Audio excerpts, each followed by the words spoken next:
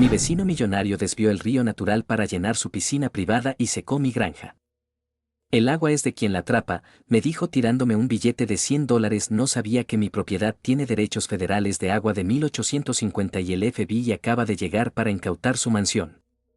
El zumbido incesante de las excavadoras y los camiones de cemento había sido la banda sonora de mi vida durante los últimos 6 meses. Una tortura auditiva que comenzaba puntualmente a las 6 de la mañana y no terminaba hasta que el sol se ocultaba tras las montañas de la Sierra Nevada, marcando el ritmo frenético con el que mi nuevo vecino, un magnate de las criptomonedas llamado Alexander Sterling, construía lo que él llamaba humildemente su retiro de fin de semana, pero que el resto del condado había bautizado con desdén como el Palacio de la Arrogancia. Una monstruosidad de vidrio y acero de $45 millones que se alzaba en la colina adyacente a mi propiedad como un dedo medio gigante apuntando hacia mi modesta granja de cuarta generación. Yo, Thomas, un hombre de 35 años con las manos callosas y la espalda curtida por el sol, había intentado ignorarlo, centrándome en mis 150 hectáreas de nogales y almendros que mi bisabuelo había plantado con sus propias manos en 1920.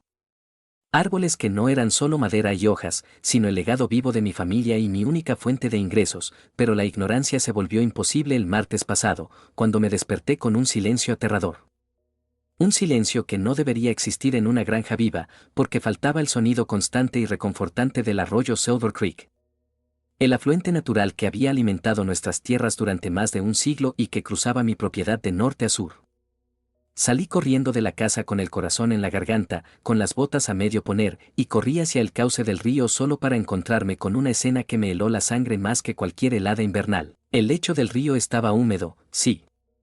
Pero el flujo de agua cristalina y constante había desaparecido, reemplazado por charcos estancados donde los peces empezaban a boquear desesperadamente por oxígeno y el barro comenzaba a secarse bajo el sol implacable de julio.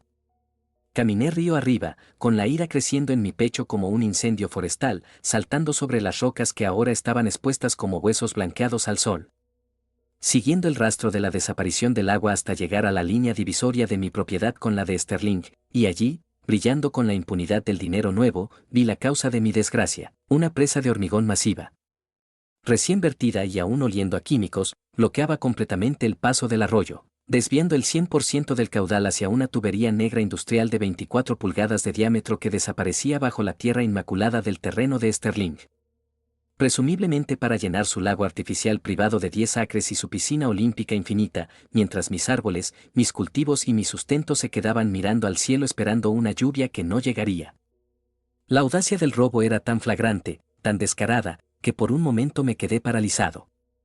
Incapaz de procesar que alguien pudiera creerse con el derecho divino de robar un recurso natural compartido solo porque tenía una cuenta bancaria con más ceros que mi número de seguridad social, pero la parálisis duró poco. Reemplazada por una determinación fría y calculadora. Salté la valla perimetral, ignorando los carteles de prohibido el paso, propiedad privada vigilada por drones, y marché colina arriba hacia la mansión. Mis botas dejando huellas de barro en su inmaculado camino de entrada de grava blanca importada de Italia. Al llegar a la puerta principal, una estructura de caoba de 3 metros de altura, fui interceptado por 2 guardias de seguridad armados que parecían salidos de una película de acción barata, con auriculares y gafas de sol. Pero antes de que pudieran echarme, Sterling apareció en el balcón del segundo piso, vestido con una bata de seda azul marino y sosteniendo un espresso en una taza de porcelana fina.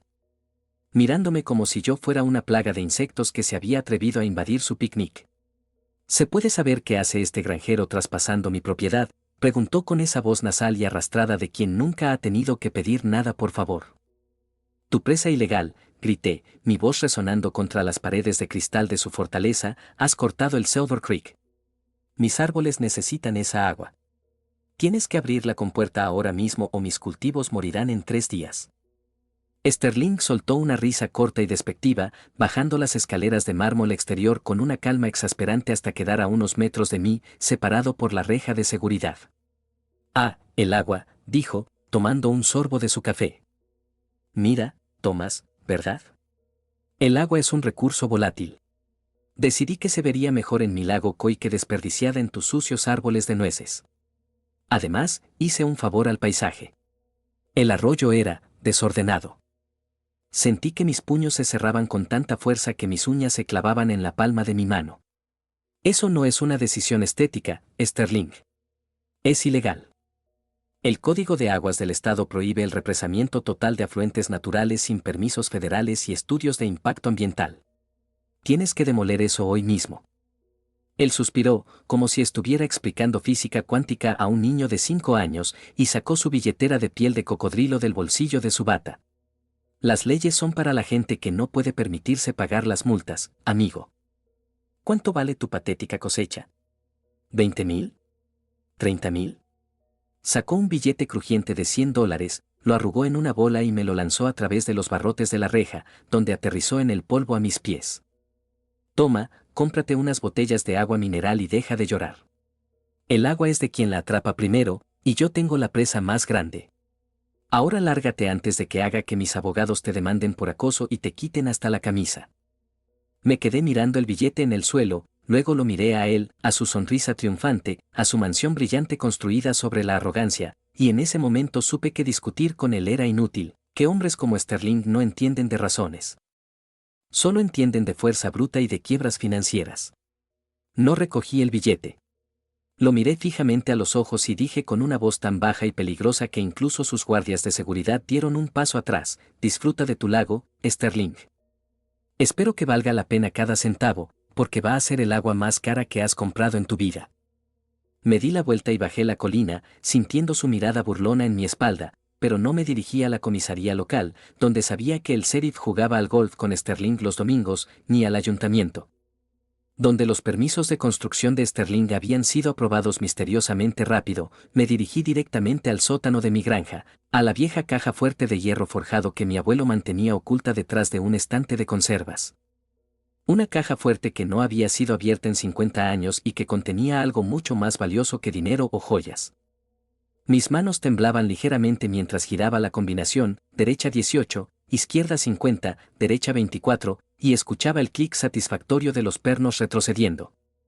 El olor a papel viejo y a historia llenó mis fosas nasales cuando la pesada puerta se abrió, revelando un solo documento envuelto en tela de terciopelo azul.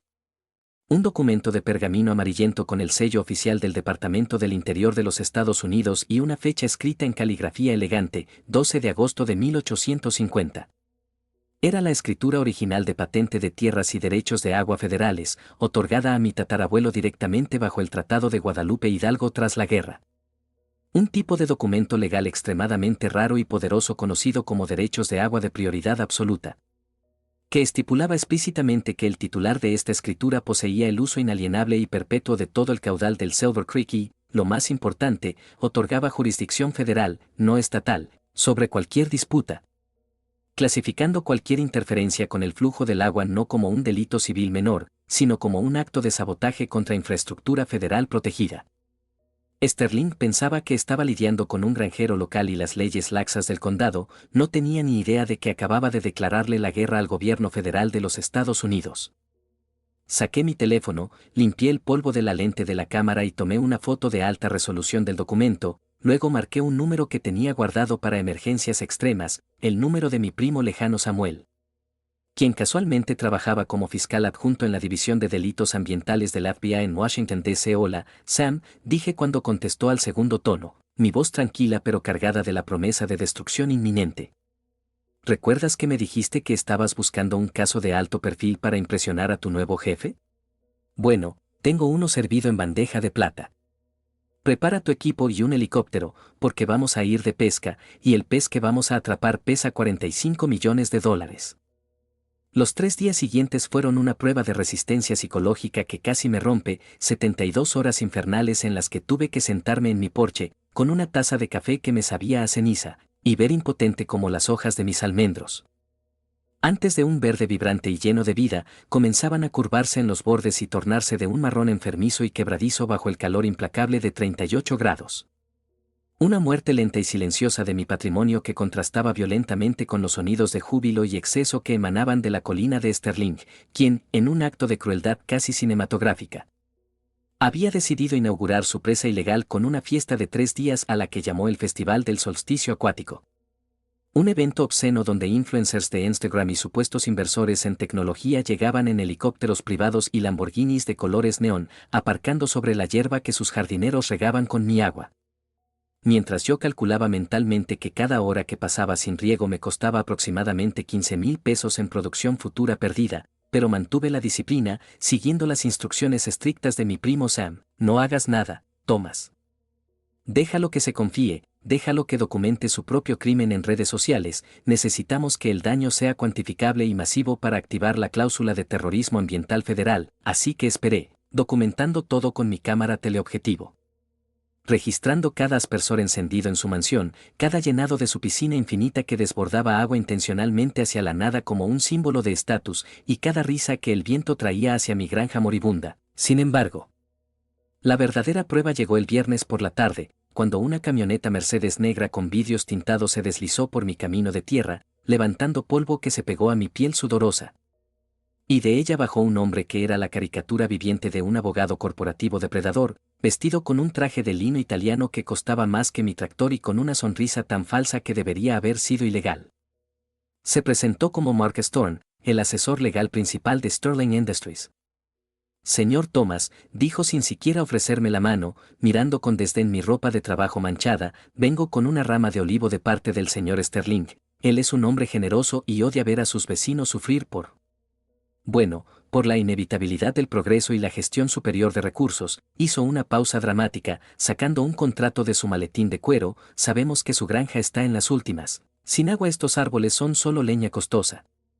Así que el señor Sterling le ofrece comprar sus 150 hectáreas ahora mismo, en efectivo, para expandir su campo de golf privado. Le ofrecemos 2,000 pesos por acre, lo cual es una caridad considerando que es tierra seca y estéril. Sentí la bilis subir por mi garganta. 2,000 pesos por acre era un insulto, un robo a mano armada. Mi tierra valía 10 veces eso con los derechos de agua, pero recordé las palabras de Sam: haz que admitan la premeditación. Así que forcé una expresión de derrota, bajé los hombros y encendí discretamente la grabadora de voz en mi bolsillo, legal en mi estado bajo la ley de consentimiento de una parte. ¿Entonces él sabe que la presa secó mi tierra?, pregunté con voz temblorosa fingida. Thorne se rió, una risa seca y fea. Por favor, no sea ingenuo, el señor Sterling no deja nada al azar. Sabíamos que el flujo se cortaría, es hidrología básica. El plan siempre fue comprar su tierra cuando usted estuviera desesperado. Es una estrategia de adquisición hostil estándar, nada personal, son negocios. Firme aquí y podrá mudarse a un apartamento en la ciudad antes de que el banco le quite todo. Esas palabras. El plan siempre fue comprar su tierra cuando estuviera desesperado, fueron el clavo final en su ataúd, la confesión grabada de intencionalidad maliciosa y fraude inmobiliario. Tomé el bolígrafo que me ofrecía. Lo miré un momento y luego se lo devolví con suavidad. Necesito consultarlo con mi almohada, señor Thorne. Vuelva mañana a las 10 de la mañana, durante la gran fiesta de clausura de Sterling. Le daré mi respuesta entonces. Thorne sonrió triunfante, creyendo que me había roto. Sabia decisión, granjero. Mañana a las 10, no llegué tarde. El señor Sterling odia esperar, y se fue, dejándome con la evidencia que convertiría una disputa civil en una conspiración criminal. Esa noche apenas dormí.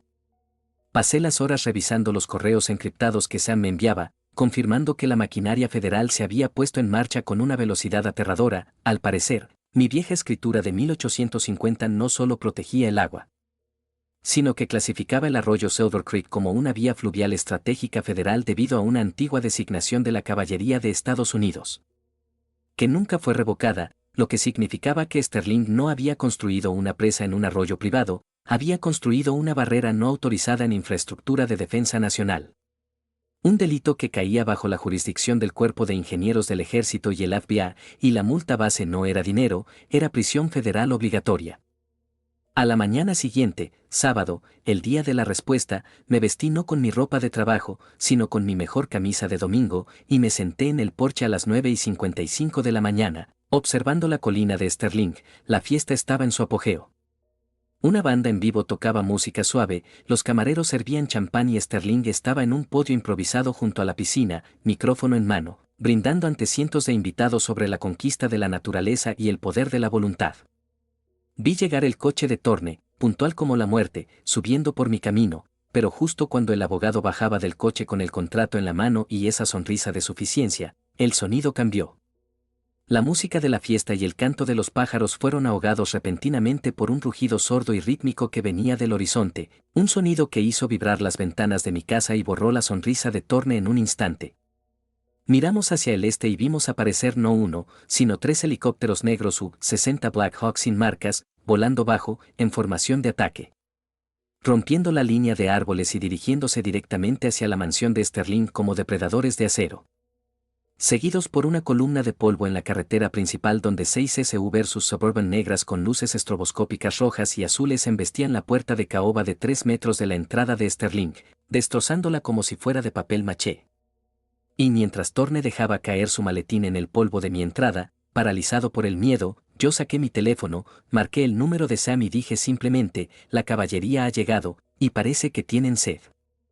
El caos que se desató en la colina de Sterling en los siguientes 10 minutos fue una obra maestra de justicia táctica que ni siquiera el mejor director de Hollywood podría haber coreografiado con tanta precisión destructiva. Pues el sonido ensordecedor de los rotores de los Black Hawks no solo ahogó la banda de jazz y los gritos histéricos de los influencers, sino que creó una tormenta de viento artificial de 100 kilómetros por hora que arrancó las carpas de lino blanco. Envió sombrillas de diseño volando hacia el lago artificial y convirtió las mesas de buffet llenas de caviar y langosta en proyectiles culinarios que mancharon los vestidos de alta costura de los invitados, quienes corrían despavoridos como hormigas bajo una lupa, buscando refugio en sus coches deportivos solo para encontrar que la salida estaba bloqueada por un muro impenetrable de vehículos federales blindados y agentes de la FBI con chalecos tácticos y rifles de asalto apuntando al suelo pero con el dedo en el guardamonte, dejando claro que esto no era una visita social ni una inspección rutinaria. Yo me giré hacia Thorne, el abogado que hacía solo 2 minutos me miraba con superioridad y que ahora estaba temblando tan violentamente que se le había caído el teléfono al suelo, y con una sonrisa que no llegó a mis ojos le dije: parece que tu cliente va a necesitar asesoramiento legal inmediato, Marcus, ¿por qué no subimos a ver si el contrato de compraventa sigue en pie? Y sin esperar su respuesta, comencé a caminar colina arriba, con él siguiéndome como un perro asustado. Incapaz de huir porque su coche estaba bloqueado por mi tractor que convenientemente había estacionado detrás del suyo antes de sentarme en el porche. Al llegar a la zona de la piscina, la escena era dantesca. Sterling, el hombre que creía que el mundo era su patio de recreo, estaba siendo retenido contra el suelo de mármol travertino por 2 agentes federales que no parecían impresionados por su bata de seda italiana ni por sus gritos de indignación, mientras un tercer agente, un hombre alto con el ceño fruncido y una chaqueta que decía US Army Corps of Engineers, Investigations, fotografiaba la presa ilegal y tomaba muestras del agua estancada con la eficiencia clínica de un forense en la escena de un crimen. Me acerqué lo suficiente para escuchar, justo cuando Sterling lograba levantar la cabeza, con la cara roja de ira y vergüenza, para gritarle a la gente al mando, que resultó ser mi primo Sam, aunque Sterling no lo sabía. Esto es un error monumental. Soy Alexander Sterling. Tengo al senador del estado en marcación rápida. Ustedes no tienen jurisdicción aquí, esto es propiedad privada y voy a demandar a cada uno de ustedes por allanamiento, secuestro y daños emocionales. Pero Sam ni siquiera parpadeó, simplemente sacó un documento plastificado de su bolsillo táctico, el mismo documento que yo le había enviado, y se lo puso frente a la nariz a Sterling. Señor Sterling, dijo Sam con una voz que cortó el aire como un cuchillo, proyectando autoridad para que los invitados acorralados escucharan cada sílaba, usted no está siendo detenido por una violación de código local. Usted está bajo arresto federal bajo la Ley de Ríos y Puertos de 1899 y la Ley de Espionaje Económico y Sabotaje de Infraestructura Crítica. Al represar el Silver Creek, usted no solo robó agua de un vecino, usted interfirió con un afluente protegido por una patente de tierras federales de 1850. Lo que clasifica su pequeña presa decorativa como un acto de terrorismo ambiental doméstico y robo de propiedad del gobierno de los Estados Unidos. Sterling palideció, su arrogancia evaporándose instantáneamente al escuchar los términos legales que conllevan sentencias no en meses, sino en décadas. Pero yo pagué, balbuceó, mirando frenéticamente a su alrededor buscando a Thorne, quien se escondía detrás de mí intentando ser invisible. Le di $50,000 al comisionado del agua del condado para los permisos, tengo los recibos. Gritó, cometiendo el error fatal de confesar un soborno federal frente a 20 cámaras corporales de agentes del FBI y 100 teléfonos móviles de invitados que transmitían en vivo. Sam sonrió, una sonrisa depredadora. Gracias por la confesión, señor Sterling. Eso nos ahorra mucho tiempo en la investigación de corrupción pública, añada, soborno a oficial público, a la lista de cargos. En ese momento, Sterling me vio, parado allí con mis botas de trabajo y mi camisa de domingo, y sus ojos se llenaron de un odio puro y destilado. Tú, escupió, intentando liberarse de las esposas. Tú planeaste esto, granjero miserable. Solo querías más dinero. Te daré 1 millón. 5 millones. Diles que se detengan y te firmaré un cheque ahora mismo. Pero yo me acerqué lentamente, agachándome para quedar a su nivel, mientras los agentes me permitían el espacio, reconociendo mi papel en esta operación. El dinero no bebe agua, Sterling, le dije suavemente, para que solo él y Sam escucharan. Me ofreciste $100 por mi dignidad y 2.000 por mi tierra. Ahora, el gobierno te va a quitar la tierra, el banco te va a quitar el dinero para pagar las multas ambientales, y yo, bueno, yo voy a disfrutar viendo cómo demuelen tu presa. Por cierto, ¿recuerdas ese billete de $100 que me tiraste? Lo dejé en el suelo, creo que lo vas a necesitar para la cantina de la prisión. Sam hizo una señal y los agentes levantaron a Sterling, arrastrándolo hacia una de las SUVs blindadas mientras él gritaba y pataleaba como un niño malcriado a quien le han quitado su juguete favorito, pero el espectáculo no había terminado. Sam se giró hacia el ingeniero del cuerpo del ejército y gritó la orden que yo había estado esperando escuchar durante 96 horas agónicas: teniente. La estructura es ilegal y representa una amenaza activa para la agricultura protegida río abajo. Active el protocolo de demolición de emergencia inmediatamente. Quiero ese río fluyendo en 30 minutos. Los invitados jadearon, Thorne soltó un gemido al ver que su carrera se desmoronaba junto con su cliente, y yo sentí, por primera vez en días, que podía respirar. Mientras los ingenieros militares comenzaban a colocar cargas controladas de C4 en los puntos estructurales clave de la presa de hormigón que había costado $2 millones y que estaba a punto de convertirse en los escombros más caros de la historia del condado, todo mientras el sol del mediodía brillaba sobre nosotros, iluminando la justicia poética de un imperio de codicia a punto de ser arrasado por la fuerza imparable de la ley y el agua. La anticipación que flotaba en el aire durante los preparativos finales para la demolición era tan espesa y eléctrica que casi se podía saborear, una mezcla embriagadora de miedo por parte de los invitados de Sterling, que se apiñaban detrás del cordón de seguridad establecido por los agentes federales como ovejas asustadas con ropa de diseñador, y de pura euforia vengativa por mi parte. Mientras observaba a los ingenieros del cuerpo del ejército trabajar con una precisión quirúrgica, taladrando la estructura de hormigón ilegal de Sterling en puntos de tensión crítica calculados para implosionar la barrera hacia adentro y minimizar los escombros río abajo.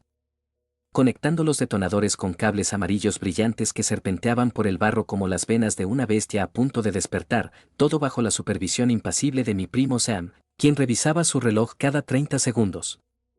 Ignorando las súplicas patéticas de Mark Storm, el abogado, que seguía argumentando que destruir la presa violaba los derechos de propiedad de su cliente y que el hormigón, importado de Alemania, valía más que toda mi granja.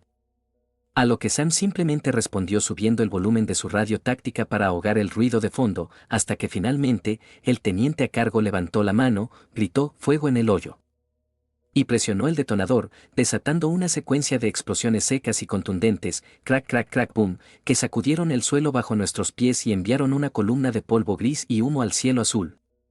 Seguida inmediatamente por un sonido que había anhelado escuchar durante semanas, el rugido gutural y poderoso del agua liberada. Miles de galones de presión acumulada que rompieron los restos de la pared de contención con la fuerza de un tren de carga, pero lo que sucedió después fue un giro de justicia kármica que ni yo había previsto, porque Sterling, en su arrogancia de ingeniero aficionado, había conectado su lago artificial directamente a la presa sin válvulas de retorno adecuadas, así que cuando la presa colapsó, la succión repentina creó un efecto de vacío masivo que no solo liberó el arroyo hacia mi propiedad, sino que drenó violentamente su preciado lago Coy y su piscina infinita en cuestión de segundos. Colapsando los muros de contención de su patio trasero y enviando su terraza de mármol, sus estatuas griegas importadas y su jacuzzi de hidromasaje deslizándose colina abajo en una luz de barro, agua y escombros de lujo que se estrelló contra el fondo del barranco con un estruendo catastrófico, dejando a su mansión colgando precariamente sobre un precipicio de tierra inestable, una metáfora visual perfecta de su situación financiera y legal. Mientras el polvo se asentaba y los invitados gritaban horrorizados al ver la destrucción de la obra maestra arquitectónica, yo no me quedé a mirar los escombros, corrí con todas mis fuerzas colina abajo, saltando vallas y rocas. Con el corazón latiendo al ritmo del agua que rugía, hasta llegar al lecho seco del Silver Creek en mi propiedad, y allí, arrodillado en la tierra agrietada, fui testigo del milagro, una lengua de agua espumosa. Marrón al principio por el sedimento y luego volviéndose clara y viva, avanzó por el cauce, llenando los huecos, cubriendo las raíces expuestas de mis árboles centenarios y trayendo consigo el olor dulce y profundo de la tierra mojada. El olor a vida, a resurrección, a dinero real, y mientras metía las manos en la corriente helada, riendo y llorando al mismo tiempo, escuché pasos detrás de mí y me giré para ver a Sam bajando la colina. Acompañado por 2 agentes que escoltaban a un Mark Stone esposado, quien ya no tenía su sonrisa de tiburón, sino una expresión de terror absoluto.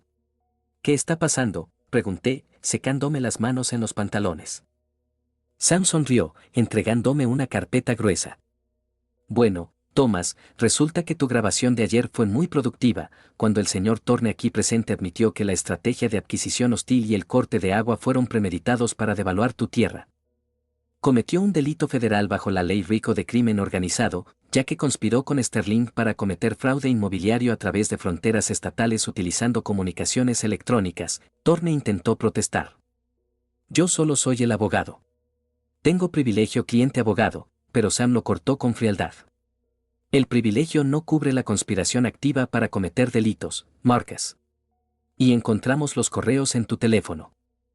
Sterling te prometió un bono de 500.000 pesos si lograbas que Thomas vendiera por menos de 300.000 pesos. Eso te convierte en cómplice directo. Los agentes empujaron a Thorne hacia los vehículos, y Sam se volvió hacia mí con una mirada seria pero satisfecha. Y hay más, Thomas. Mis analistas financieros acaban de terminar una auditoría preliminar de los activos de Sterling para asegurar el pago de las multas de la EPA y del Cuerpo de Ingenieros. La multa por alterar una vía fluvial federal es de 50 pesos. 000 diarios por violación, retroactiva al inicio de la construcción hace 6 meses, más el costo de la demolición, la restauración ecológica del cauce y los daños punitivos. Estamos hablando de una cifra inicial de $18 millones. Silvé, impresionado. Eso le dolerá, pero tiene dinero, es un magnate de las criptomonedas, ¿no? Sam soltó una carcajada seca. Esa es la mejor parte. No tiene nada. Todo era apalancamiento. Su fortuna está en tokens digitales que colapsaron un 40% la semana pasada. Hipotecó esta mansión hasta las vigas para pagar la construcción de la presa y el soborno a los funcionarios locales. Técnicamente, está en bancarrota técnica desde el martes. El gobierno va a incautar la propiedad bajo las leyes de decomiso civil para pagar las multas y restituir los daños, lo que significa que la mansión, o lo que queda de ella después del deslizamiento de tierra, ya no es suya. Miré hacia arriba, hacia la casa destrozada en la colina, donde el silencio había vuelto a reinar, roto solo por el sonido de mi arroyo fluyendo libremente. ¿Y qué pasa con mis daños?, pregunté, pensando en mis árboles estresados y la cosecha perdida. Sam señaló la carpeta que me había dado. Ahí es donde entras tú. Como víctima de un delito federal de sabotaje ambiental, tienes derecho prioritario sobre los activos incautados antes que el banco. El juez ya firmó una orden de embargo preventivo sobre las cuentas restantes de Sterling y su cartera de inversiones líquidas. Thomas, según nuestros cálculos, entre la restitución de daños, el pago por estrés de cultivo y la compensación por interferencia maliciosa, el gobierno te va a transferir aproximadamente $4.5 millones de los fondos recuperados de Sterling en los próximos 30 días. Básicamente, acabas de vender tu cosecha más cara de la historia sin tener que recoger ni una sola nuez. Sentí que las rodillas me flaqueaban, no por el dinero, sino por el peso masivo del alivio, de saber que la granja no solo estaba salvada, sino asegurada para las próximas 3 generaciones, mientras el agua seguía fluyendo a mis pies. Indiferente a la destrucción de los imperios humanos, recordándome que la naturaleza siempre gana al final, especialmente cuando tiene una patente federal de 1850 de su lado. Han pasado 8 meses desde que el Cuerpo de Ingenieros del Ejército detonó la presa de la arrogancia y devolvió la vida al Silver Creek. 8 meses en los que mi granja ha pasado de ser un paisaje de polvo y desesperación a convertirse en un oasis de verde esmeralda que produce las nueces más grandes y dulces de la última década, gracias a la hidratación profunda y, supongo, a la justicia poética que parece ser un excelente fertilizante, pero la verdadera conclusión de esta saga no ocurrió en los campos, sino en una sala de subastas del condado fría y estéril ayer por la mañana, donde el banco que poseía la hipoteca tóxica de Alexander Sterling intentaba desesperadamente recuperar algo, cualquier cosa, de la propiedad devastada que una vez fue valorada en $45 millones. La sala estaba vacía, salvo por un par de desarrolladores inmobiliarios que, al leer el informe geológico sobre la inestabilidad del terreno causada por el colapso del lago artificial, se marcharon antes de que empezara la puja, dejándome a mí como el único postor con una paleta número 1 en la mano y una sonrisa que no podía disimular. El subastador, un hombre cansado que conocía toda la historia, abrió la puja por el lote de 10 acres adyacente a mi granja, que incluía los restos estructurales de la mansión y, irónicamente, la piscina olímpica vacía y agrietada. Por un precio base de 5 millones, pero el silencio fue absoluto, bajó a 3 millones, luego a 1 millón, y finalmente, cuando el pánico del banco se hizo palpable, levanté mi paleta y ofrecí $150,000. El valor catastral del terreno como suelo rústico no urbanizable, una clasificación nueva que mi primo Sam había logrado imponer gracias a la designación de protección ambiental federal. El martillo cayó con un golpe seco que sonó a victoria final, vendido al señor Thomas por $150,000, y así, por el precio de una camioneta de lujo usada, compré el imperio de mi enemigo para convertirlo en lo que siempre debió ser. Una extensión de pasto para mis cabras, quienes ahora pastan entre las ruinas de mármol italiano importado que Sterling tanto amaba. En cuanto a Alexander Sterling, su destino fue menos bucólico, el juicio federal fue rápido y brutal, transmitido en las noticias nacionales como ejemplo de la nueva política de cero tolerancia contra el ecoterrorismo corporativo. Gracias a las pruebas irrefutables de la patente de 1850 y los testimonios de su propio abogado, Mark Storm, quien, por cierto, fue inhabilitado de por vida y condenado a 3 años por conspiración y obstrucción a la justicia. Sterling fue declarado culpable de 14 cargos federales, incluyendo sabotaje de infraestructura crítica, soborno a funcionarios públicos y fraude electrónico masivo. Ya que la auditoría forense del FBI reveló que su supuesta fortuna en criptomonedas era en realidad un esquema Ponzi que colapsó el día de su arresto. El juez, un hombre severo que al parecer también era granjero en sus ratos libres, no tuvo piedad, lo sentenció a 12 años de prisión federal sin posibilidad de libertad condicional, más la restitución total de los costos de limpieza ecológica. La última vez que vi a Sterling fue en la pantalla del televisor, siendo trasladado a la penitenciaría de máxima seguridad de Florence, vestido con un mono naranja que no era de seda, con las manos y los pies encadenados, gritando a las cámaras que él era una víctima del sistema, una imagen patética que contrastaba maravillosamente con el sonido de la notificación de mi banco que recibí esa misma tarde, una transferencia del Departamento de Justicia por valor de $4,2 millones, mi parte de los activos incautados y liquidados de Sterling antes de que el banco pudiera tocar un centavo. Con ese dinero, no solo pagué las deudas de la granja y modernicé todo el sistema de riego, sino que me di un pequeño lujo personal. Recuperé aquel billete de $100 arrugado que Sterling me había lanzado con tanto desprecio, lo alisé. Lo enmarqué en un marco de oro barato y lo colgué en la pared de mi oficina, justo al lado de la escritura de patente de 1850, con una placa debajo que dice, el precio del agua, $100 o tu libertad. Ahora, cada mañana, me siento en mi porche con mi café, escucho el rugido saludable del Silver Creek fluyendo libre hacia el valle, y miro hacia la colina donde mis cabras saltan alegremente sobre los restos de una columna dórica rota. Sabiendo que el agua siempre encuentra su camino, y que la arrogancia, tarde o temprano, siempre termina ahogada bajo su propio peso. Gracias a todos por escuchar esta historia, agradecería si se suscriben y dan like, me ayudaría a poder monetizar mi contenido, el cual es mi sueño.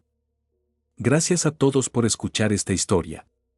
Agradecería si se suscriben y dan like, me ayudaría a poder monetizar mi contenido, el cual es mi sueño y no se olviden de comentar que ayuda a que YouTube me recomiende.